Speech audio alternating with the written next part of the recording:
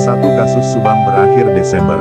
Anjas di Thailand beberkan tersangka, pelaku, dalang, dan orang yang membantu. Jangan lupa subscribe-nya ya.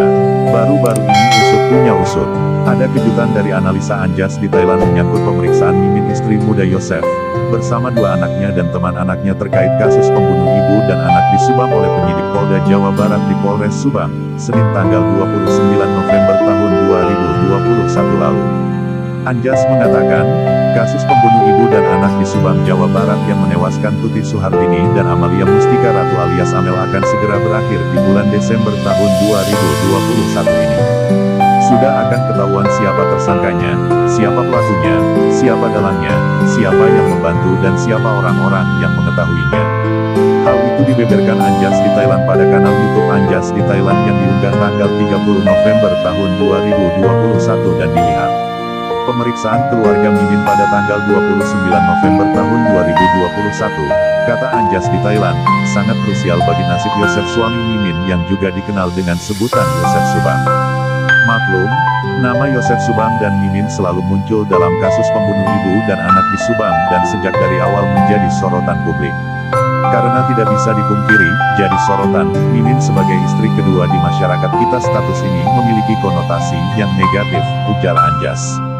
Berdasarkan data dari sejumlah media massa yang diperolehnya antara lain jejak dari handphone, HP, CCTV dan hal lain yang kini sedang digali lebih dalam lagi oleh tim penyidik, Anjas di Thailand menilai, penyelidikan kasus pembunuh ibu dan anak di Subang sudah memasuki bagian akhir penentuannya. Analisa Anjas di Thailand itu didasari oleh 3 pertanyaan baru yang diajukan oleh penyidik kepada Mimin pada pemeriksaan terkait pembunuh ibu dan anak di Subang, Senin tanggal 29 November tahun 2021 tentang parkir motor, jam dinding dan kebiasaan anaknya. Terkesan remeh-temeh memang, namun kata Anjas sangatlah krusial. Soal pertanyaan parkir motor kenapa ditanyakan?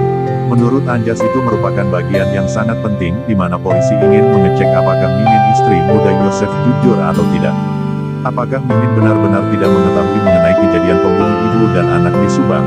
Apakah terlibat atau tidak karena Mimin juga ada di situ? Motif pembunuhan.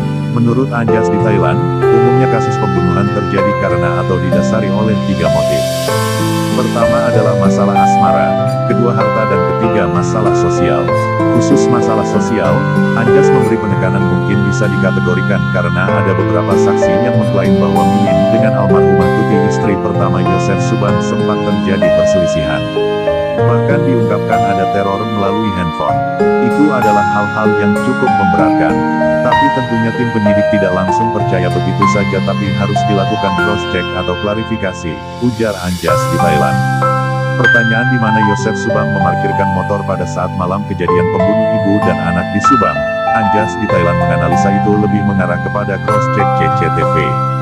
Menurut Anjas, mungkin saja saat itu, sebenarnya Yosef Subang tidak pulang atau pulangnya lebih dari jam 12 malam. Tapi untuk jawaban itu sebenarnya bisa di-cross-check dengan CCTV yang memang berada di sekitar lokasi kejadian dan untuk ini menurut aku tim penyidik sudah mendapat jawabannya, kata Anjas. Anjas di Thailand juga meyakini, mengapa soal parkir motor ditanyakan penyidik kepada Mimin dalam kasus pembunuh ibu dan anak di Subang, itu tidak lebih hanya ingin mengklarifikasi. Pasalnya, kalau ada satu kebohongan saja, itu tidak menutup kemungkinan akan terjadi kebohongan-kebohongan yang lainnya lagi. Yang kedua, pertanyaan penyidik ada berapa jam dinding di rumah? Dijawab oleh Mimin ada 6. Kenapa pertanyaan ini dimunculkan oleh tim penyidik? Menurut Anjas di Thailand karena memang untuk bagian tahap akhir sudah sangat detail sekali. Anjas juga meyakini, jika tim penyidik kasus pembunuh ibu dan anak di Subang sudah datang ke rumah Mimin dan memfoto satu persatu 6 jam dinding tersebut. Dikarenakan di Indonesia ada kebiasaan jam itu ada yang dilebihkan 5 menit, ada 10 menit tapi kalau dilebihkan 1 jam kayaknya enggak ya. Rata-rata mungkin antara 5 hingga 15 menit atau 20 menit dilebihkannya, kata Anjas. Tujuan menanyakan jam, beber Anjas, untuk mencari tahu detail perbedaan antara waktu menit per menit. Misalnya begini, kalau Mimin mengatakan Yosef Subang pulang malam itu, di malam hari kejadian itu sekitar pukul 21.30 malam. Mimin melihat jamnya secara detail enggak? Lihatnya di jam yang ini, atau yang mana? Oke, mungkin akan di cross check seperti itu. Ya karena kan kita tidak tahu apakah beneran Pak Yosef pulang atau tidak. Tapi seperti dibilang di awal tadi, yang bisa meng-cross check ini adalah CCTV. Data CCTV sangat valid menurut aku, kata Anjas. Lagi Anjas menganalisa, kenapa soal jam meeting ditanyakan ke Mimin dalam kasus pembunuh ibu dan anak di Subang. Itu karena penyidik ingin mengecek langsung dari Mimin sendiri apakah ia bohong atau tidak. Jika seandainya Mimin bohong, misalnya Yosef Subang pulang jam 21.30 padahal ada CCTV yang di jamnya ternyata Yosef pulang jam 22 waktu Indonesia Barat atau jam 21 waktu Indonesia Barat. Makanya karena ada 6 jam di rumah Bu Mimin akan dibandingkan berapa menit perbedaannya. Itu alasan menurut aku kenapa ditanyakan seperti ini. Apakah Ibu Mimin mengetahui atau apakah Ibu Mimin tidak mengetahui? Karena seperti yang sudah saya ingatkan tersangka di sini kemungkinan tidak hanya pelaku tapi juga ada orang yang membantunya. Ada juga dalangnya atau ada orang yang mengetahui juga apakah bisa dijadikan tersangka atau tidak itu adalah nanti urusan hukum sendiri, ungkap Anjas.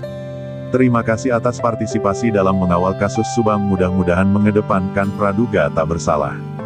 Dan nantikan berita selanjutnya dari channel kami.